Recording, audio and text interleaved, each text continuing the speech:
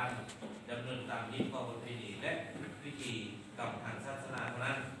มีการจัดตั้งบ้านศรัทธาพี่น้องเข้าร่วมบ่ให้มีการพบกันรายได้พบกันค่ายเหล้าเบียร์ลิ้นการพนันจัดงานตลาดนัดที่มีจำนวนคนเข้าร่วมเป็นจำนวนโลร้ายและแออัด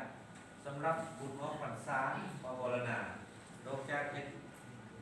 พิธีกรรมทางศาสนาหรือตาม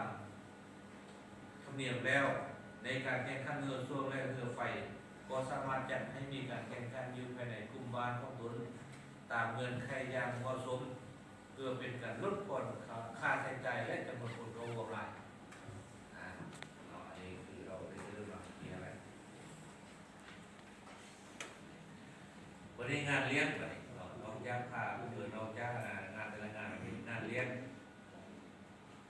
พาเข้างานเลี้ยงงานสร้างสรรค์องค์การหรือเจ้าของงานควรกำหนดจำนวนผู้เข้าร่วมให้ละเอียดผู้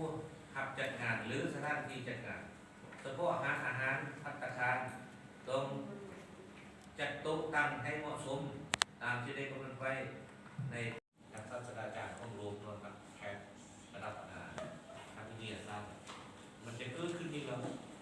เพราะว่าผ่านมาในเชื้ออีโบลาของโมเลนองที่ก่อนหน้าคุยทีเนี่ยก็ตัวที่กลายเป็นตายก็ได้อีโบลามันยุบไปแล้วนี่ภายหลังโควิดที่จะอ่อนตัวไปมันตัวนี้จะเกิดขึ้นอย่างสำคัญ5เรื่องปัญญาในประกาศพัฒนาไปคือกับคนเราเป็นยังไงวะเขามีวิทยาศาสตร์สู้อะไรมียาดีกว่าไหนป้าไปยุแต่ว่าปัญญาที่มันขึ้นตายเยอะอันนั้นไปไหน